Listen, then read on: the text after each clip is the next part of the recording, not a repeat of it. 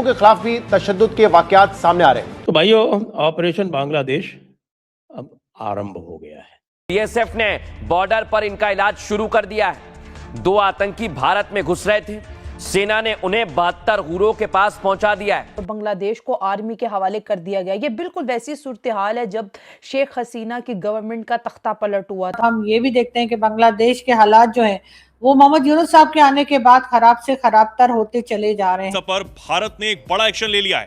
Visa केंद्र अनिश्चित काल तक के लिए बंद कर दिए गए हैं। और जो मेडिकल फैसिलिटीज बांग्लादेशी इंडिया में लेते थे, अब तो या तो वो बहुत कम होगी। मतलब 7 जो आप सिस्टर्स कहते हैं वो 7 रियासतें हैं, 7 स्टेट्स हैं। मतलब इस तरह का किसी पॉलिटिकल लीडर का कहना तो अगर कोई एक आम बांग्लादेश का रहने वाला कहता तो शायद एक अलग बात थी। इंडियन आर्मी के द्वारा फाइनली इस चीज को लेकर जवाबी कार्रवाई करनी शुरू कर दी गई है। मिजोरम के स्टेट में इंडियन आर्मी के द्वारा एक नए बेस को एक्टिवेट करे जाने की रिपोर्ट्स सामने आ रही हैं। जनरल आसिम मुनीर साहब बहुत बड़ी मुसीबत में पड़ गए बिकॉज डोनाल्ड ट्रंप के साथ उन्होंने बहुत ज़्यादा अहद व पैमान कर लिए थे, बहुत वादे कर लिए थे, बहुत ज़्यादा उन्होंने उनकी तारीफें कर ली, बहुत ज़्यादा ओवर प्रॉमिस कर लिया था। और अब डोनाल्ड ट्रंप ने कह दिया है कि भाई this is the performance time. गलती जो है वो केपीके में दोहरा रहे हैं, वही गलती हम इस वक्त कह लीजिए कि बलूचिस्तान में दोहरा रहे हैं। दीपू चंद्र दास का नाम जो है इस वक्त बहुत ज्यादा हाईलाइट हो रहा है, जिसके चंद्र दास का नाम जो है इस वक्त बहुत ज्यादा हाईलाइट हो रहा है, जिसके ऊपर सोशल मीडिया पर बात हो रही है।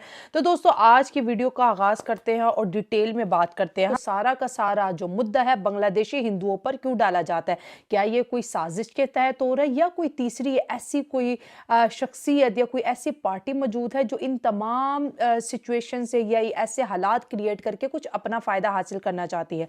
इस वक्त इंडिया की अगर बात करें तो दोस्तों, वहां पर बात ये हो रही है कि दीपू चंद्र दास नामी एक हिंदू है जिसको मॉब लिंचिंग किया जाता है और ब्लास्फेमी के नाम पर उसको सबसे पहले तो कहते हैं ना कि बहुत बुरा बिहेव जैसे होता है कि टांगे और इस तरह के मतलब कि फिजिकल पनिशमेंट उसको किया जाता है और जिसमें उस बेचारे की जान चली जाती है। और उसके बाद जी उसकी लाश को एक मोटरवे के किनारे वहां पर उसको जला दिया जाता है और जितने भी वहां क्राउड होता है बड़े शौक से वीडियो बनाते हैं, जो कि रेडिकलाइजेशन की मैं कहती हूँ कि सबसे वर्स्ट एग्जांपल है। इस्लामिक रेडिकलाइजेशन पे भी हम बात करेंगे कि जब से शेख हसीना का तख्ता पलट हुआ है तो ये एक्सट्रीमिज्म वहां पर काफी ज्यादा देखने को मिली है। 7 जो आप सिस्टर्स कहते हैं वो 7 रियासतें हैं, 7 स्टेट्स हैं। मतलब इस तरह का किसी पॉलिटिकल लीडर का कहना तो अगर कोई एक आम बांग्लादेश का रहने वाला कहता तो शायद एक अलग बात थी, लेकिन अगर कोई पॉलिटिकल लीडर कहता है तो गालिबन मेरे ख्याल में इंडिया के लिए बड़ा कंसर्निंग है। अच्छा, इसके साथ साथ एक चीज जिस पे बात करना चाहूंगा वो है हिंदू कम्युनिटी जो बांग्लादेश में है, उनके साथ जो जुल्म हो रहा है। मेरे ख्याल में बांग्लादेश हुकूमत को, बांग्लादेश के लोगों को ये गलत है भाई, आपका इंडिया के साथ मामला है। हिंदू एक शख्स अगर उसका रिलीजन हिंदुइज्म है तो इसका ये मतलब कतन नहीं है कि आप उसको मतलब जोड़ दें इंडियन हुकूमत की किसी पॉलिसी के साथ। अगर वो इंडिया में रहने वाला शख्स है तब भी आप नहीं जोड़ सकते। उसकी वजह यह कि गवर्नमेंट लेवल पाकिस्तान में गवर्नमेंट कुछ कहती है लेकिन अवाम कुछ और चाहती है। क्या ऐसा नहीं है? ये मतलब एक बहुत बड़ा डिफरेंस अब यहाँ पे मौजूद है। यहाँ पर मतलब डंडे का कानून लागू किया गया है लेकिन अवाम आज भी इमरान खान जिंदाबाद के नारे लगाते हैं, तो इसका क्या मतलब है?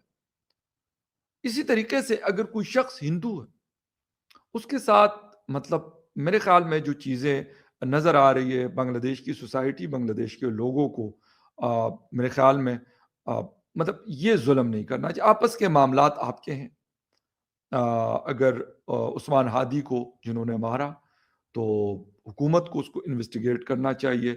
इंडिया का नाम ले रहे तो इसका क्या मतलब? अगर आप इंडिया के ऊपर ये इल्ज़ाम लगाते हैं फॉर एग्जांपल, तो इसका एक मतलब जो हिंदू रिलीजन को फॉलो करने वाला कोई भी शख्स है उससे उसका क्या ताल्लुक है कि मतलब आप जाकर मतलब एक बेचारे निहत्ते शख्स के ऊपर, किसी निहत्ते फैमिली के ऊपर आप अपना गुस्सा निकालते हैं, उसकी जान लेते हैं, उसके घर बार कारोबार को नुकसान पहुंचाते हैं, तबाह बर्बाद करते हैं, अब जला देते हैं। मेरे ख्याल में ये चीज़ें कहीं पे भी एक्सेप्टेबल नहीं है। इन चीज़ों को साइड पे रखकर भाई आप जाने, मैडम शेख हसीना जाने, नरेंद्र मोदी साहब जाने, डॉक्टर यूनुस साहब जाने, लेकिन एक आम जो शख्स है उसके साथ ये जुल्म, ये ज्यादती मेरे ख्याल में किसी भी सूरत उसको न जस्टिफाई किया जा सकता और ना डिफेंड किया जा सकता, ना डिफेंड करने की ज़रूरत है। बल्कि इसके लिए मेरे ख्याल में अपने लोगों को सख्ती करनी चाहिए कि भाई आप मतलब ठीक है आप एहतजाज कर रहे हैं, पहले भी आपने एहतजाज किया, लेकिन इस एहतजाज का मतलब ये नहीं है कि आप किसी निहत्ते शख्स को उसके किसी रिलीजन की बेस पर आप उसकी जान लेते हैं। तो ये सारी चीज़ें इस वक्त देखने की ज़रूरत है, लेकिन मामलात काफ़ी गर्म है। देखते हैं कि आगे क्या होता है। गलती जो है वो केपीके में दोहरा रहे हैं, वही गलती हम इस वक्त कह लीजिए कि बलूचिस्तान में दोहरा रहे हैं। लेकिन ये समझने को तैयार नहीं है कि अगर जो कहा जाता है हमारे यहाँ कि जी पाकिस्तान 27 रमजान को बना था, पाकिस्तान टूट नहीं सकता, तो जी पाकिस्तान तो 50 साल पहले ही टूट चुका है, बल्कि 50 साल से भी ज्यादा हो गए पाकिस्तान को टूटे हुए। तो इसलिए ये बात करनी कि जी पाकिस्तान को तोड़ा नहीं जा सकता या टूट नहीं सकता क्योंकि जी 27 रमजान को बना था या रमजान में बना था, इस तरह की बातें वही लोग करते हैं जो एक तरह का अपना कह लीजिए अपना झूठ का चूरन जो बेच रहे होते हैं। इसलिए कि पाकिस्तान को टूटे हुए 50 साल से ज्यादा हो चुके हैं, लेकिन हमने अपनी गलती से कुछ नहीं सीखा। इस वक्त बलूचिस्तान और केपीके में जो कुछ किया जा रहा है, कहने वाले कहते हैं कि ये उससे भी कहीं ज्यादा है जो कि बांग्लादेश के लोगों के साथ किया गया था, जिस तरह से उनको परेशान और तंग किया गया था, उससे कहीं ज्यादा इस वक्त बलूचिस्तान और केपीके के हालात जो हैं वो खराब हो चुके हैं। हेलो दोस्तों, स्वागत है आपका मेरे चैनल विजनिक टीवी में। तो आज की वीडियो देख के बात करूं, जो न्यूज में चल रहा है उन चीजों को देख के लगता क्या है, ये एक्चुअल में फैक्ट हो चुका है कि पाकिस्तान और बांग्लादेश का कोई माई बाप नहीं रह गया जो इनको समझाए कि अपने इतने बड़े नेबर से कैसे रिलेशनशिप रखने हैं, क्या करना चाहिए, क्या नहीं करना चाहिए। तो आगे की मैं बात करूं तो मैं शुरू करता हूं 1971, जब पाकिस्तान की पूरी फौज को हमारी इंडियन आर्मी ने पिकनिक बना दिया था और अब बांग्लादेश वालों को याद दिलाया कि अनग्रेटफुल मत बनो, वरना फिर से हिस्ट्री रिपीट हो जाएगी। क्योंकि इंडिया तो बॉस है, बाकी दोनों बैकअप डांसर्स हैं। पहले मैं पाकिस्तान की बात करूं तो 1971 में तुम्हारी आर्मी को इंडिया ने सिर्फ 13 दिन में हरा दिया था, इतना जल्दी कि गिनीज रिकॉर्ड बन गया। 93,000 जवान हाथ ऊपर करके सरेंडर करके खड़े हुए थे, जैसे स्कूल में होमवर्क ना करने पर प्रिंसिपल के सामने कोई बच्चा खड़ा हो या बच्चे खड़े हों। और अब 2025 में तुम्हारी इकोनॉमी तो आईसीयू में वैसे ही है, वेंटिलेटर पे चल रही है, आईएमएफ से लोन लेते हैं जैसे फ्री में वाईफाई पासवर्ड मांग रहे हो किसी का। फिर भी ग्रोथ सिर्फ 2 से 3% ही है इन लोगों की, और करप्शन का तो कोई जवाब ही नहीं है किस लेवल की है। एक बात मैं और जरूर बताना चाहूंगा कि 1971 में इंडिया ने बांग्लादेश गिफ्ट किया था पाकिस्तान को, तो अब क्या तुम लोग क्या अपनी पूरी इकोनॉमी हमें गिफ्ट कर दोगे? स्टेबल बनाओ भाई अपने आप को। अब मैं बांग्लादेश की बात करता हूं। 1971 में इंडिया ने तुम्हारी जान बचाई थी, मुक्ति वाहिनी के साथ मिलकर पाकिस्तान से आजादी दिलाई, रिफ्यूजी कैंप्स में 10 मिलियन लोगों को शेल्टर दिया, वॉर खत्म किया 13 दिन के अंदर। तुम लोग तो बोलते थे कि भारत माता की जय, अब क्या हो गया? 2025 में हिंदू ब्रदर्स पे अटैक कर रहे हो।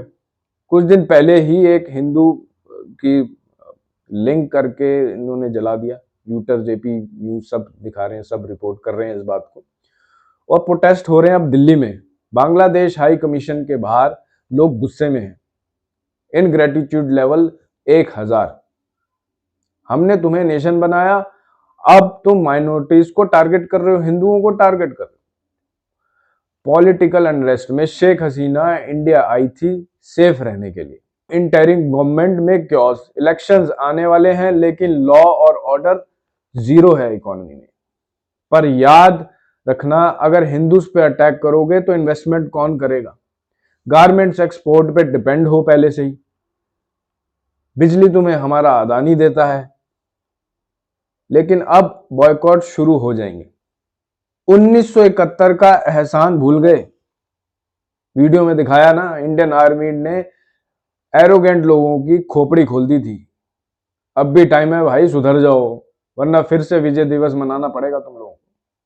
अगर दोस्तों मेरी वीडियोस आप लोगों को पसंद आई तो इसे लाइक करें, शेयर करें और मेरे चैनल को सब्सक्राइब करें।